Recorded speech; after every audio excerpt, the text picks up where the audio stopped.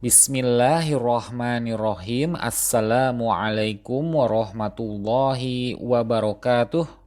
Alhamdulillahi rabbil alamin. Wassalatu wassalamu ala asrofil anbiya'i wal mursalin wa ala alihi wa sahbihi ajmain, amma ba'du. Ahlan wa sahlan wa marhaban bikum ayuhal ikhwah dalam program belajar bahasa Arab dengan kitab Durusul Lughatil Arabiyyah wa Syarhuha. Pada pertemuan kali ini kita akan melanjutkan program pembelajaran bahasa Arab dengan menggunakan kitab Durusul Lughah yang akan disertakan pula dengan kitab syarahnya, berupa penjelasan kaedah-kaedah yang terkandung di dalam kitab Durusul Lughah.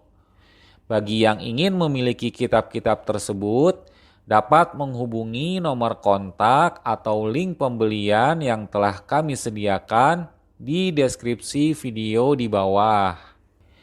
Di pertemuan yang sebelumnya, Ad-Darsus Salis, pelajaran yang ketiga, kita telah mempelajari tentang isim nakiroh dan isim ma'rifah. Seperti pada perbedaan pembentukan lafaznya antara harokat tanwin di akhir lafaz atau alif lam di awal lafaz. Begitu juga pada kejelasan bendanya, apakah bersifat umum atau dia bersifat khusus atau lebih spesifik.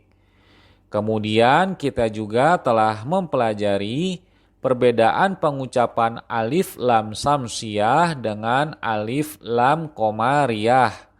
Antara pembacaannya, lam sukunnya dibaca secara jelas ataupun dibaca secara izhar, dengan pembacaan melebur atau idgham ke huruf yang setelahnya. Maka pada video kali ini kita akan melanjutkannya dengan Ad-Darsul Rabi, pelajaran yang keempat, mengenai jenis kata yang ketiga dalam penyusunan sebuah kalimat bahasa Arab, yaitu harfun, huruf atau lebih tepatnya adalah huruf jar. Baik, untuk mempersingkat waktu, kita mulai saja pembahasannya. Ad-Darsul Rabi, pelajaran yang keempat. Kita mulai dengan bagian yang hamzah, kita bacakan. Al-baitu, rumah yang itu. Fil baiti, di dalam rumah itu.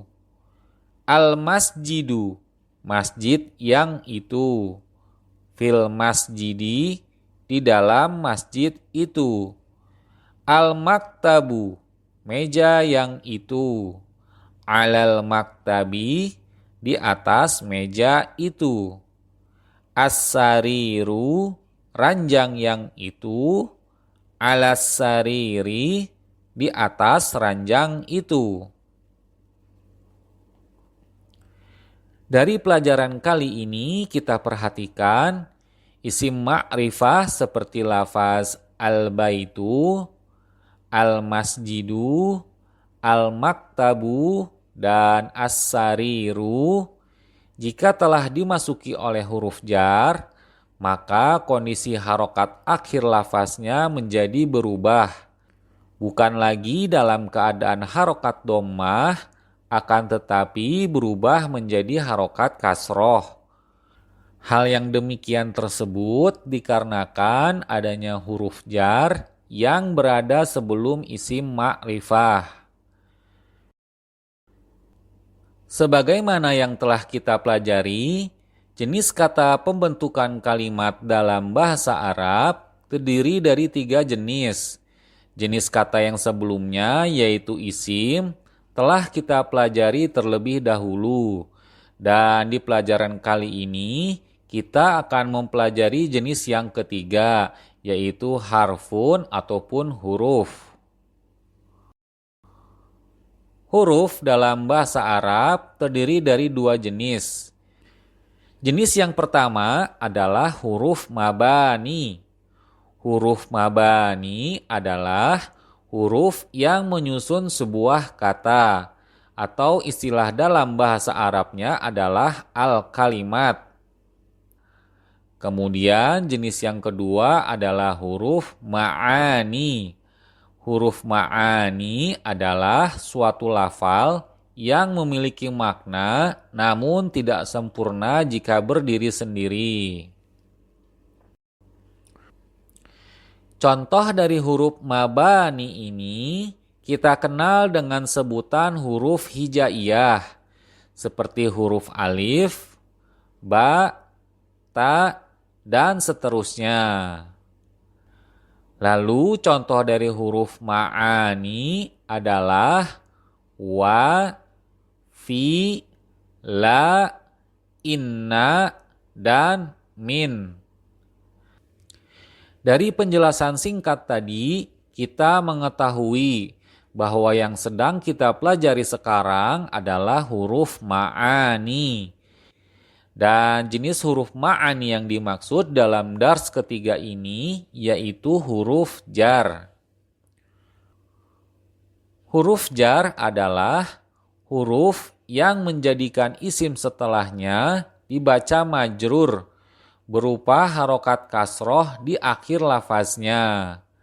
Dan huruf jar yang telah kita praktekkan tadi ada dua huruf, yaitu huruf fi yang maknanya di dalam, dan huruf yang kedua huruf ala yang maknanya di atas. Kita lanjutkan kembali pelajarannya dengan bagian ba dalam bentuk tanya jawab. Kita bacakan. Aina Muhammadun? Di mana Muhammad? Huwa fil gurfati. Dia di dalam kamar. Wa aina Yasirun? Dan di mana Yasir? Huwa fil hammami. Dia di dalam kamar mandi. Wa aina Aminatu? Dan di mana Aminah? Hiya fil matbakhi. Dia di dalam dapur. Ainal kitabu? Di mana buku itu? Huwa alal maktabi. Dia di atas meja itu. Wa aina sa'atu? Dan di mana jam itu? Hiya alas sariri. Dia di atas ranjang itu. Kita perhatikan sekali lagi pada bagian ba ini. Isim yang berada setelah huruf jar, semua akhiran lafaznya dalam keadaan berharokat kasroh alias majrur. Kemudian pada bagian ba ini terdapat pelajaran yang bisa kita ambil, yaitu penggunaan kata ganti atau istilah dalam gramatika bahasa Arabnya disebut sebagai isim domir. Pada saat ini kita akan membahas tentang isim domir sebagian saja. Mengingat waktu juga yang terbatas, jadi pembahasan isim domir ini hanya sebagai pembukaan dasar saja. Domir adalah kata ganti untuk orang atau bisa juga untuk binatang dan benda mati. Lalu jenis isim domir ini termasuk ke dalam isim ma'rifah yang sudah jelas keterangan siapanya. Dan bentukan lafaznya bersifat mabni alias lafaznya tidak akan pernah berubah baik itu bentuk huruf dan harokatnya dikarenakan sesuatu pun. Isim domir atau kata ganti ini terbagi ke dalam dua jenis. Yang pertama, isim domir yang nampak ataupun zohir baik secara lisan dan tulisan. Jenisnya yang kedua yaitu isim domir yang tertutup atau mustatir, baik secara lisan dan tulisan. Yang sekarang akan kita bahas terlebih dahulu adalah isim domir zohir yang nampak. Kemudian isim domir zohir ini pun terbagi ke dalam dua kelompok. Kelompok pertama yaitu isim domir zohir munfasil, Dan yang kedua adalah kelompok isim domir zohir muttasil. Dan di pertemuan kali ini kita akan membahas terlebih dahulu tentang isim domir zohir munfasil terlebih dahulu. Isim domir zohir munfasil yaitu isim domir yang terpisah, berdiri sendiri, dan tidak bersambung dengan kata yang lainnya. Artinya, penulisan domir munfasil harus dipisah dari isimnya. Contoh lafaz isim domirnya seperti huwa, dia laki-laki untuk berjumlah tunggal. Huma, dia laki-laki untuk berjumlah ganda. Hum, mereka laki-laki untuk berjumlah banyak ataupun jamak. Pada tiga isim domir ini digunakan untuk kata ganti orang ketiga laki-laki atau muzakkar ghaibun. Lalu isim domir lainnya, hiya, dia perempuan berjumlah tunggal. Huma, dia perempuan berjumlah ganda. Lalu hunna, mereka perempuan berjumlah banyak ataupun jamak. Pada tiga isim domir ini digunakan untuk kata ganti orang ketiga perempuan atau mu'annas ghaibun. Lalu isim domir lainnya, anta, kamu laki-laki berjumlah tunggal. Antuma, kamu laki-laki berjumlah ganda. Antum, kalian laki-laki berjumlah banyak ataupun jamak. Pada tiga isim domir ini digunakan untuk kata ganti lawan bicara laki-laki atau mukhathab muzakkar. Kemudian isim domir lainnya, anti, kamu perempuan untuk berjumlah tunggal. Antuma, kamu perempuan untuk berjumlah ganda. Dan antunna, kalian perempuan untuk berjumlah banyak ataupun jamak. Pada tiga isim domir ini digunakan untuk kata ganti lawan bicara perempuan atau mukhathab mu'annas. Dan sisa isim domir lainnya yaitu ana, yang maknanya saya, bisa digunakan untuk laki-laki dan perempuan berjumlah tunggal. Lalu ada nahnu yang maknanya kami, bisa juga digunakan untuk laki-laki dan perempuan berjumlah banyak ataupun jamak. Pada dua isim domir ini digunakan untuk kata ganti pembicara ataupun mutakallim, baik itu laki-laki dan perempuan. Contoh dalam bentuk kalimatnya seperti yang sudah kita pelajari tadi, huwa fil ghurfati, dia di dalam kamar. Pada kalimat ini, isim domir munfasil yaitu huwa, penulisannya tidaklah bersambung dengan lafaz huruf ataupun isim. Penulisan lafaz huwa terpisah berdiri sendiri, tidak menyatu dengan lafaz yang lain. Kemudian yang perlu diperhatikan juga adalah isim domir hanya untuk menggantikan isim zohir atau isim ma'rifah yang nampak. Jika bentuknya masih nakiroh, maka tidak bisa digantikan dengan isim domir. Dan pada pertemuan kali ini kita hanya fokuskan saja pada pembahasan domir zohir munfasil terlebih dahulu. Insya Allah di pertemuan selanjutnya kita akan lanjutkan pembahasan domir lainnya secara bertahap. Kita lanjutkan kepada latihan-latihan dengan menjawab soal-soal yang telah dibuat penulis. Dan sekedar petunjuk untuk jawaban dari latihan-latihan soal ini, jawabannya berasal dari pembelajaran yang telah kita lewati tadi, yaitu pada bagian ba. Kita mulai bacakan. Ajib anil as'ilatil atiyati. Jawablah pertanyaan-pertanyaan berikut.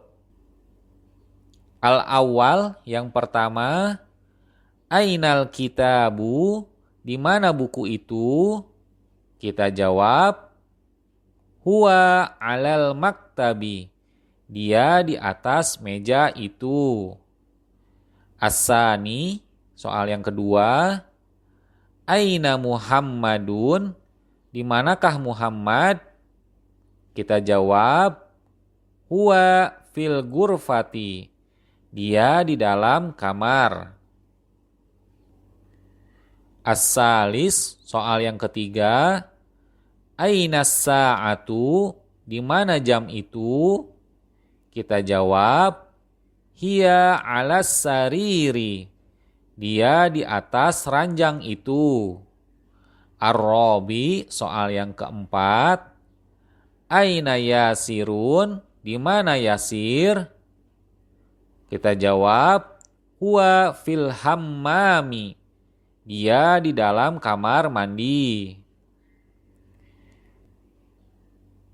Al-khamis, soal yang kelima, aina Aminatu, di manakah Aminah?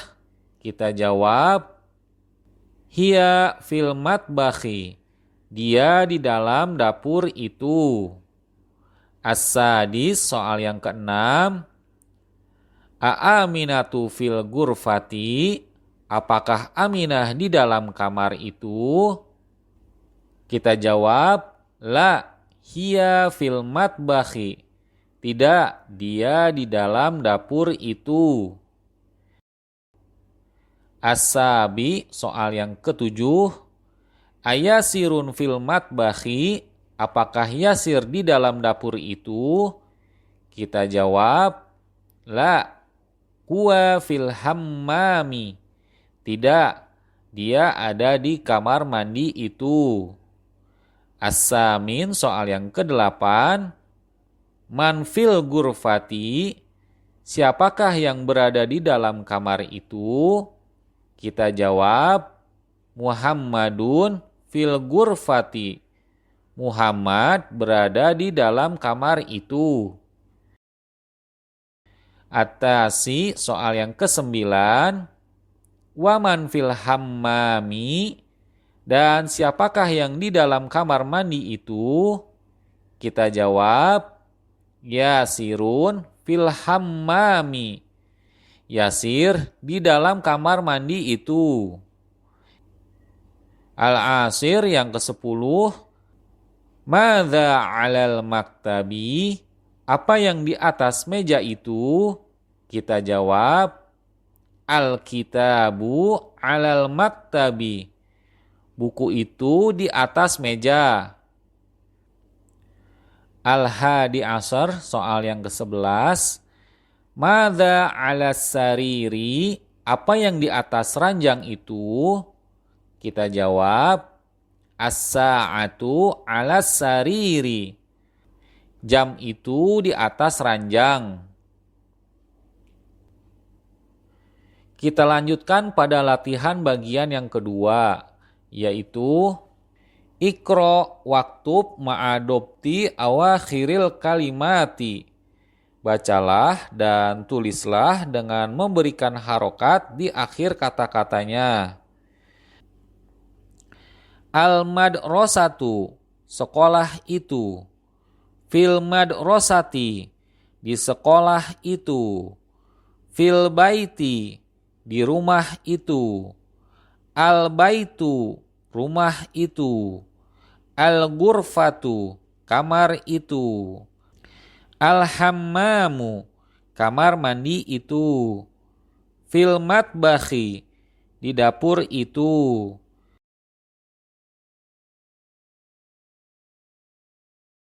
Al-maktabu, meja itu. Alal maktabi, di atas meja itu. Alal kursiyi, di atas kursi itu. As-sariru, ranjang itu. Alal kitabi, di atas buku itu. Fil masjidi, di masjid itu. Kita lanjutkan dengan bagian membaca dan menulis. Silahkan teman-teman praktekkan menulisnya dengan memperhatikan huruf dan harokatnya. Dengan begitu diharapkan teman-teman tidak hanya dapat membaca dan berbicara bahasa Arab secara lancar, akan tetapi dapat juga menulis suatu lafaz dengan baik dan benar. Kita bacakan. Iqra waktub, bacalah dan tulislah. Al-awwal, at-talibu fil jami'ati, mahasiswa itu di kampus. As-sani, yang kedua, ar-rajulu fil masjidi, lelaki itu di dalam masjid. As-salis, yang ketiga, ainat tajiru, di mana pedagang itu? Huwa fid dukkani, dia di dalam toko.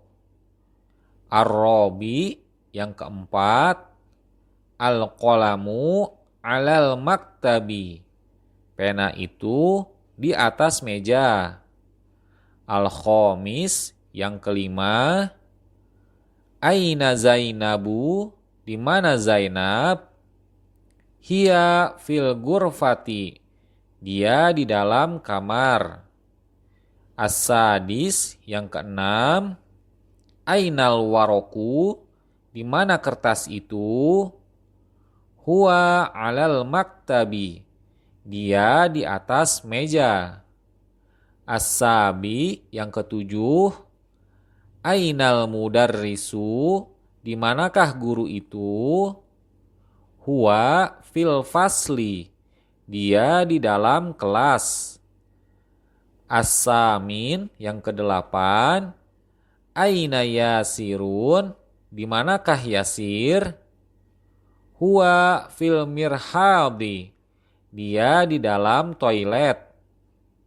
At-tasi, yang kesembilan, asyamsu wal qamaru fis samai, matahari dan bulan di langit. Al-asir, yang ke-10, man fil fasli, siapakah yang di dalam kelas? Berikutnya pada bagian hamzah ini kita akan mempelajari nama-nama yang menunjukkan kepada muzakkar ataupun gender lelaki yang terletak di bagian sebelah kanan. Kemudian di sebelah kirinya terdapat nama-nama yang menunjukkan kepada muannas ataupun gender perempuan.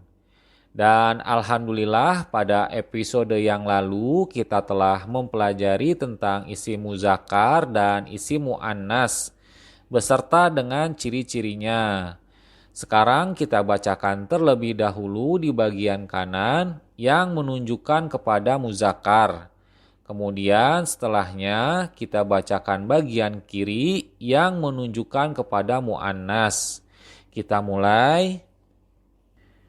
Muhammadun, Muhammad. Khalidun, Khalid. Hamidun, Hamid. Yasirun, Yasir. Ammarun, Ammar. Sa'idun, Sa'id. Aliyun, Ali.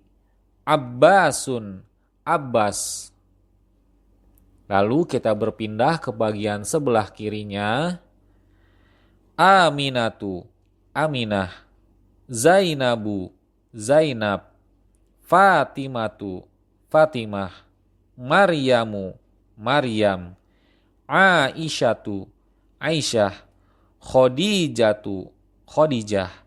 Sofiyatu, Sofiyah. Ruqayyatu, Ruqayyah.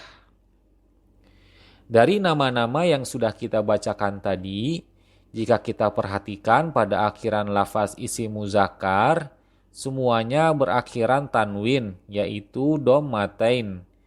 Sedangkan pada bagian kiri, yaitu isim muannas, kesemua lafaznya tidak ada yang ditanwin, hanya berharokat dhammah saja.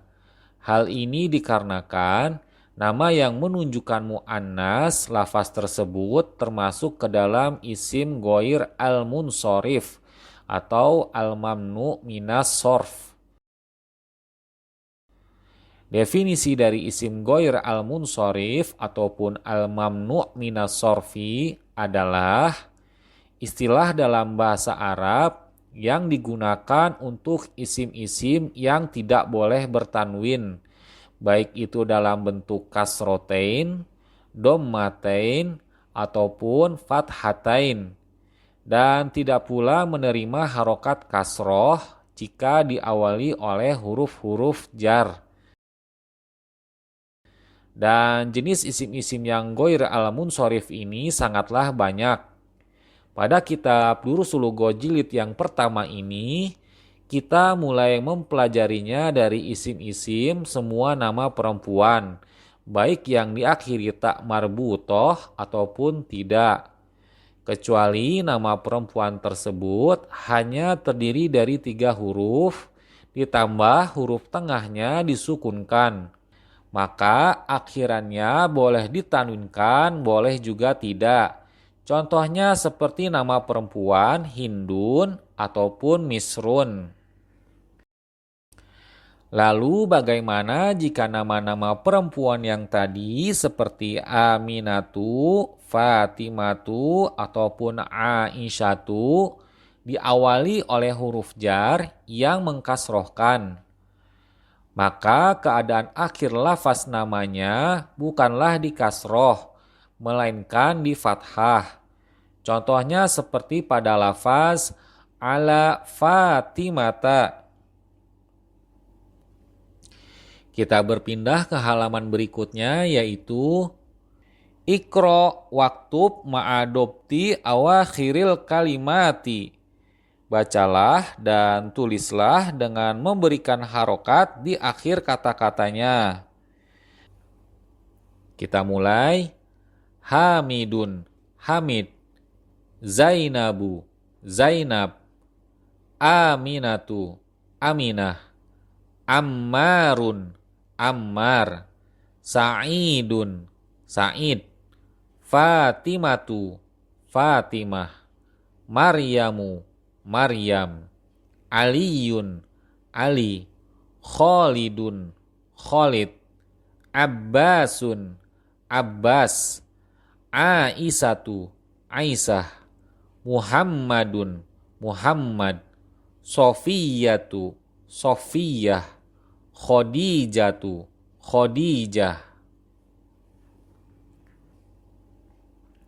Kita lanjutkan dengan pembelajaran bagian ba, yaitu penggunaan huruf jar selain huruf jar fi dan ala yang tadi sudah kita pelajari. Yang sekarang yaitu adalah huruf jar min yang bermakna dari dan huruf jar ila yang bermakna ke.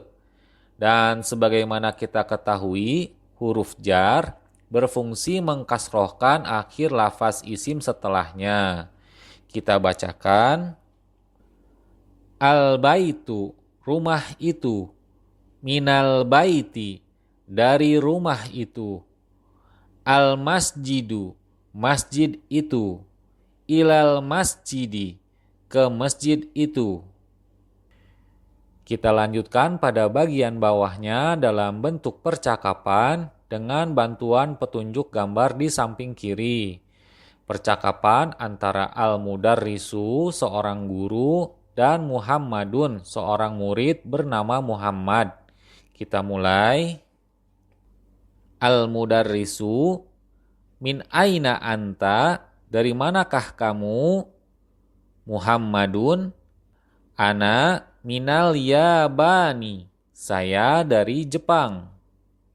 Al-Mudarrisu, wa min aina Ammarun, dan dari manakah Ammar berasal? Muhammadun, huwa minas sini, dia dari Cina. Al-Mudarrisu, wa min aina Hamidun, dan dari manakah Hamid berasal? Muhammadun, huwa minal Hindi, dia dari India. Al-Mudarrisu, Aina Abbasun? Di manakah Abbas? Muhammadun kharaja, dia keluar. Al-mudarrisu aina zahaba? Kemanakah dia pergi? Muhammadun zahaba ilal mudiri, dia pergi ke kepala sekolah. Al-mudarrisu wa aina zahaba aliyun? Dan kemanakah Ali pergi? Muhammadun zahaba ilal mirhadi, dia pergi ke toilet. Dari pelajaran bagian ba ini, penulis kitab sudah mulai juga memasukkan jenis kata yang lain selain isim dan huruf, yaitu jenis kata fi'il atau kata kerja. Seperti pada lafaz khoroja, keluar, dan zahaba, pergi, yang tadi kita telah bacakan pada pelajaran bagian ba ini. Berbeda dengan jenis kata lainnya yaitu isim dan huruf, jenis kata fi'il selalu terikat oleh waktu terjadinya, baik itu terjadinya di masa lampau yang telah terlewati, masa sekarang ataupun sedang terjadi, ataupun nanti yang akan terjadi.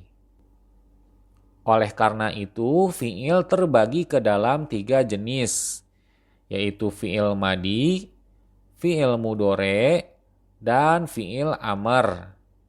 Yang akan kita fokuskan untuk pertemuan kali ini yaitu pembahasan pada fi'il madinya saja terlebih dahulu. Fi'il madi adalah setiap kata kerja yang menunjukkan atas hasil perbuatan kerja di waktu yang telah lalu ataupun lampau, atau bisa kita katakan terjadinya sebelum waktu berbicara. Contohnya seperti pada lafaz zahaba, dia laki-laki telah pergi. Pada bentukan fi'il madi ini mengandung makna telah, yang artinya perbuatan zahaba ataupun pergi sudah dilakukan sebelum seseorang mengatakannya. Selain mengandung makna telah terjadi dalam lafaz zahaba, juga terdapat kata ganti. Namun untuk pembahasan kali ini kita akan jelaskan di video yang akan datang saja, agar tidak terjadi beban pembahasan yang terlalu banyak.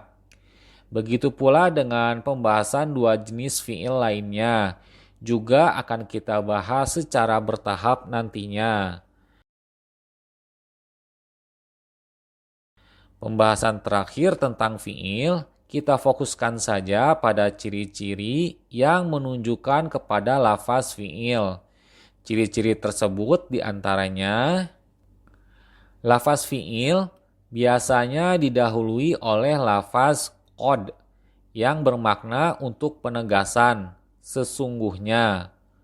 Contohnya seperti pada kalimat qad aflaha man dzakkaha. Lafaz aflaha di sini bisa dipastikan adalah fi'il, dikarenakan sebelumnya terdapat huruf qad. Ciri yang kedua adalah lafaz fi'il bisa dimasuki oleh huruf sa ataupun sin berfathah di depannya, atau bisa juga didahului oleh lafaz saufa yang memiliki persamaan fungsi untuk menunjukkan waktu yang akan datang. Perbedaannya hanya dalam penerjemahannya saja. Jika sa maknanya akan dan saufa maknanya kelak, yang menunjukkan waktu yang lebih jauh lagi.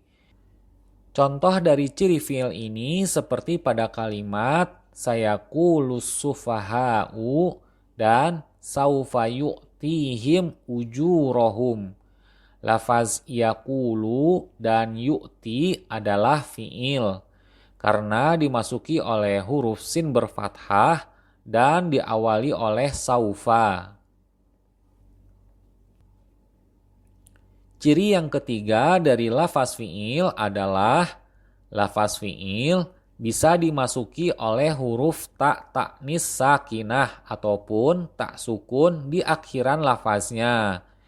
Dan ini biasanya terjadi pada fi'il madi untuk menunjukkan kepada mu'annas. Contohnya seperti sakulat mawazinuh. Lafaz sakula adalah fi'il karena bersambung akhirannya dengan ta ta'nis. Dan untuk ciri sederhana lainnya, lafaz fi'il itu tidak bisa ditanwin, tidak bisa juga dimasuki oleh huruf alif lam di awal lafaznya, tidak bisa didahului oleh huruf jar, dan tidak bisa juga berharokat kasroh di akhiran lafaznya. Itulah pembahasan singkat mengenai fi'il ataupun kata kerja dalam ilmu gramatika bahasa Arab. Kita beralih ke halaman berikutnya. Setelah tadi kita telah mempelajari penggunaan huruf-huruf jar, sekarang kita lanjutkan kepada latihan-latihan. Tamarinu. Al-awwal, ajib anil as'ilatil atiyati. Jawablah pertanyaan-pertanyaan berikut.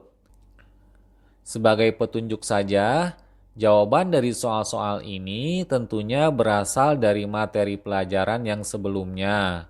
Kita mulai. Al-awwal, min aina anta, dari manakah kamu? Kita jawab, ana minal Indonesia. Saya berasal dari Indonesia. Asani, a anta minal Filipini. Apakah kamu dari Filipina? Kita jawab, la, ana minal Indonesia. Tidak, saya dari Indonesia. As-salis, soal yang ketiga. Man minas sini, siapakah yang berasal dari Cina? Kita jawab, Ammarun minas sini. Ammar berasal dari Cina. Ar-Robi, soal yang keempat. Min aina Hamidun, dari manakah Hamid berasal? Kita jawab, Hamidun minal Hindi. Hamid berasal dari India. Al-Khomis, soal yang kelima. Aina zahaba Abbasun, kemanakah perginya Abbas? Kita jawab, zahaba ilal mudiri. Dia pergi ke kepala sekolah. As-sadis, soal yang keenam.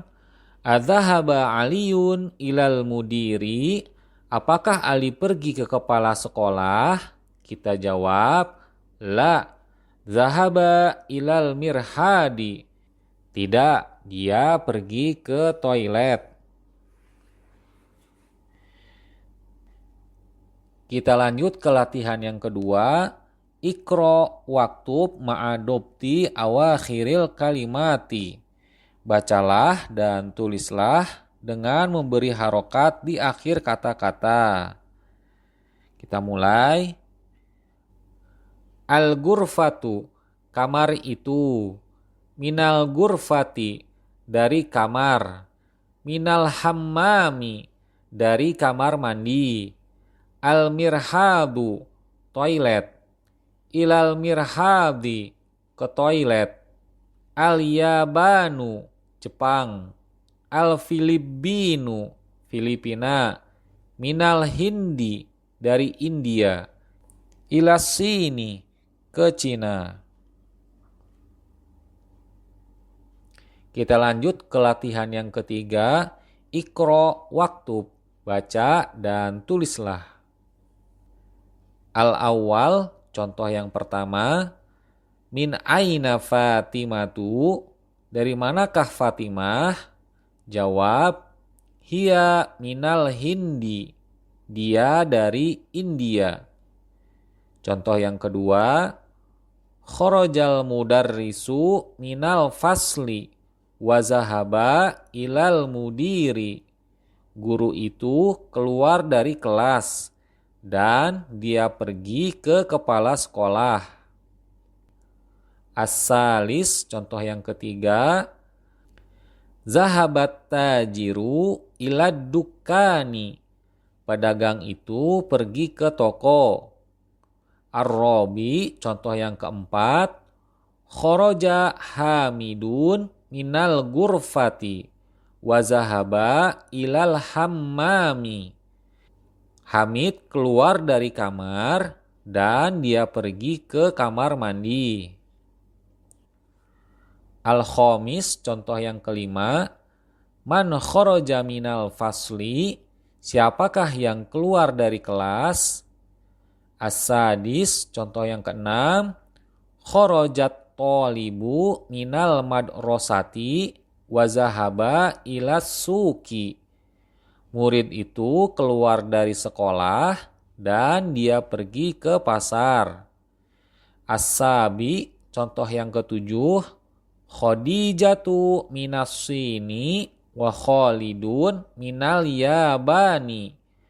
Khadijah berasal dari Cina dan Khalid berasal dari Jepang.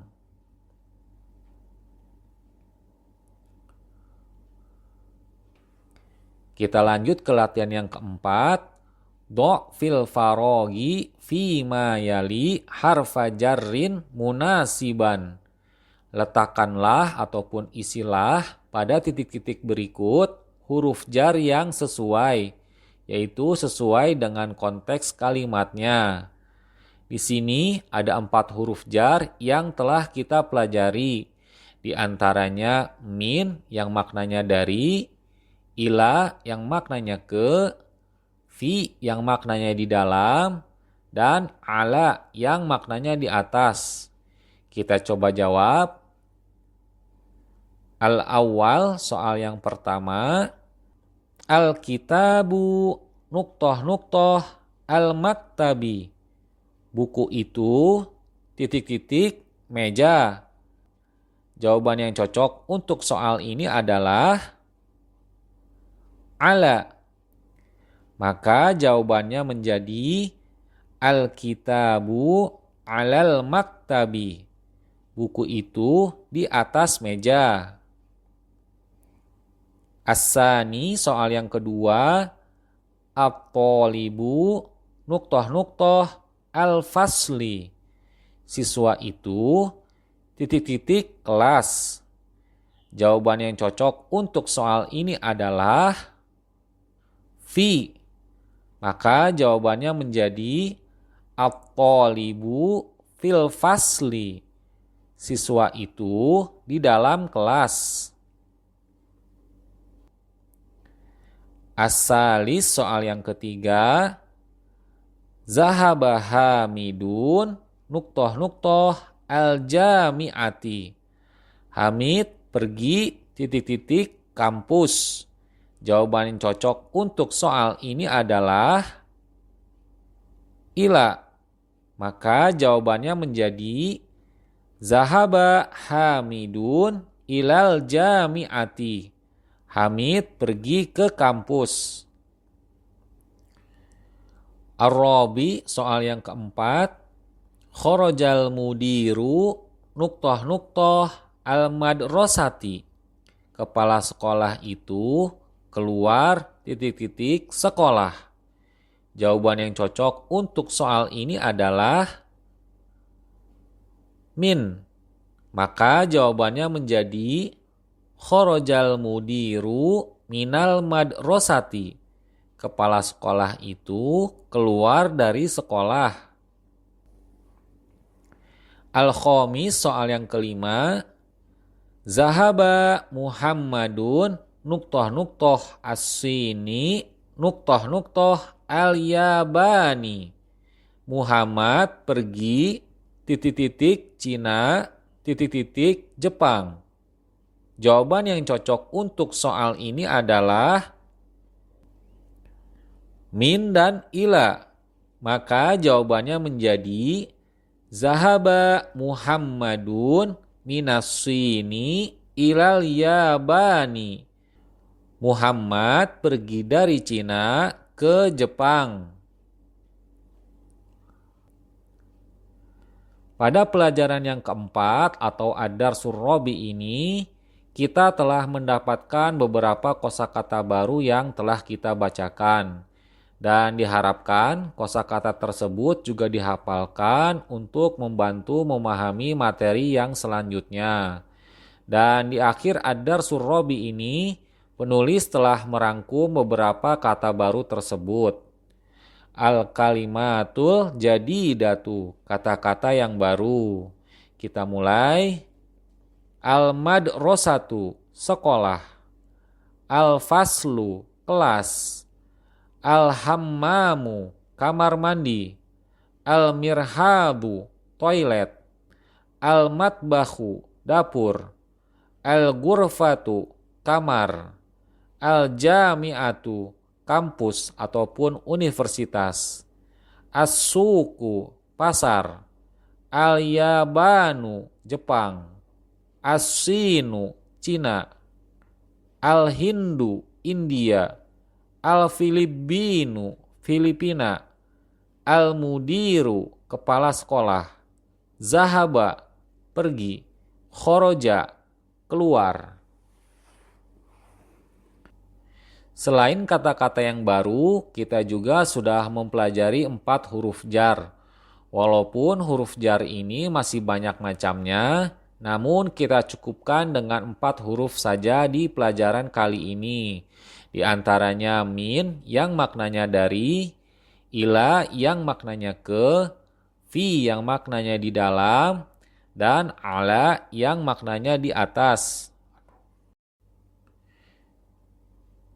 Baik, sekarang kita beralih kepada penjelasan ataupun syarah dari Durusul Lughoh jilid yang pertama ini, pelajaran ad-darsul rabi.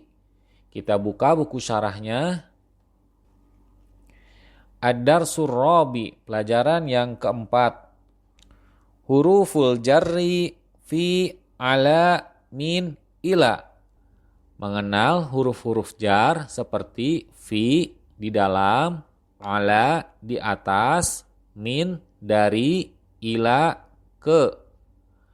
Huruful jarri tajurrul ismal lazi ba'daha bil kasroti. Huruf jar adalah kata sambung yang menyebabkan isim yang berada setelahnya menjadi majrur dengan dibaca kasroh pada huruf akhir lafaznya. Dan huruf jar ini hanya bisa bersambung dengan isim saja. Artinya, huruf jar tidak bisa disandingkan dengan fiil ataupun kata kerja. Contoh dari penggunaan huruf jar bisa kita lihat di bawahnya. Muhammadun fil baiti, Muhammad di dalam rumah. Yasirun fil ghurfati, Yasir di dalam kamar. Aminatu fil matbahi, Aminah di dalam dapur. Al-qalamu alal maktabi, pena di atas meja. At-tiflu alas sariri, bayi di atas ranjang. At-talibu alal kursiyi, murid itu di atas kursi. Khorojal mudarrisu minal fasli, guru keluar dari kelas. Fatimatu minal hindi, Fatimah dari India. Hadzal qalamu min Muhammadin, pena ini dari Muhammad. Zahaba Khalidun ilal ma'hadi, Khalid pergi ke pondok. Zahaba Aliyun ilal mudiri, Ali pergi ke kepala sekolah. Zahabat talibu ilal mirhadi, siswa pergi ke toilet. Dari sekian banyak contoh tersebut, kita perhatikan isim yang berada setelah huruf jar, kondisi akhir lafaznya selalu dalam keadaan berharokat kasroh. Hal yang demikian dalam ilmu gramatika bahasa Arab disebut dengan istilah majrur ataupun khofad. Definisi majrur ataupun khofad adalah perubahan akhir kata yang biasanya diidentikan dengan harokat kasroh atau dengan sesuatu yang menggantikan kasroh tersebut. Kita lanjutkan ke bawahnya tentang aina. Aina su'alun anil makani. Aina adalah kata tanya untuk menanyakan tempat. Lafaz aina sendiri maknanya dalam bahasa Indonesia adalah di mana. Contohnya seperti aina Muhammadun, di manakah Muhammad? Muhammadun fil gurfati, Muhammad di dalam kamar. Aina Fatimatu, di manakah Fatimah? Fatimatu fil matbakhi, Fatimah di dalam dapur. Dalam dua contoh tadi menggunakan kata tanya aina karena menanyakan keberadaan dari Muhammad dan Fatimah. Kita lanjutkan lagi dengan yang di bawahnya. Madza ma hadza li ghairil aqil. Kata tanya madza sama dengan kata tanya ma hadza yang disingkat lafaznya. Penggunaannya untuk menanyakan sesuatu yang tidak berakal. Seperti madza 'alal maktabi. Apakah yang di atas meja? Al-qalamu 'alal maktabi. Pena di atas meja. Madza 'alas sariri. Apa yang di atas ranjang? As-sa'atu 'alas sariri. Jam ada di atas ranjang. Dari dua contoh soal ini sudah benar, karena yang ditanyakan adalah benda mati yang tidak berakal. Tidak seperti contoh yang ada di bawahnya. Madza 'alal maktabi, apa yang di atas meja? Muhammadun 'alal maktabi, Muhammad di atas meja. Di sini, lafaz Muhammad adalah isim yang berakal, sehingga keliru jika menanyakannya menggunakan kata tanya ma. Yang betul jika kata tanya yang digunakan adalah man. Disesuaikan antara kata tanyanya dengan apa yang ditanyakan. Selanjutnya pada syarah Durusul Lugah ini yaitu al-alamul mu'annasu la yunawwinu, tentang nama-nama mu'annas ataupun perempuan yang tidak ditanwin akhiran lafaznya. Di sini diperlihatkan contoh nama lelaki yang ditanwin dengan nama wanita yang tidak ditanwin. Kita baca Muhammadun Aisyatu, Ammarun Aminatu, Yasirun Maryamu, Aliyun Fatimatu. Jika nama wanita tersebut ditanwin seperti Aisyatun, Aminatun, Maryamun, dan Fatimatun, maka ini adalah sebuah kekeliruan. Karena kaedahnya nama wanita yang lebih dari 3 huruf, maka akhiran lafaznya tidak boleh ditanwin ataupun dikasrohkan. Pembahasan terakhir dari syarah Durusul Lugah ini adalah metode pembacaan huruf jarmin jika bersambung dengan isim ma'rifah. Minal baiti asluhu min al baiti. Contohnya seperti minal baiti, bentukan asalnya adalah min al baiti. Pada huruf jarmin bertemu dengan alif lam ma'rifah. dikarenakan pada huruf nun terdapat sukun. Begitu pula dengan huruf lam makrifahnya juga dalam keadaan sukun. Maka untuk menghindari bertemunya dua tanda sukun yang berdekatan yang membuatnya sulit dibaca, maka huruf nun diberikan harokat fathah sehingga membaca pun menjadi lebih mudah, yaitu minal baiti. Demikianlah materi pembelajaran dari kitab Durusul Lughoh jilid yang pertama, Ad-Darsul Rabi, pelajaran yang keempat, pembahasan tentang penggunaan huruf-huruf jar dan nama wanita yang tidak boleh ditanwin. Kami mohon maaf jika dalam penyampaian video ini terjadi kekeliruan ataupun hal-hal yang tidak berkenan. Dan jika ada materi pembahasan yang terlewati, teman-teman bisa melihat video sebelumnya yang ada di daftar playlist video pembelajaran Durusul Lughoh pada channel ini. Saya mohon pamit undur diri. Subhanakallahumma wa bihamdika asyhadu an la ilaha illa anta astaghfiruka wa atubu ilaik. Assalamualaikum warahmatullahi wabarakatuh.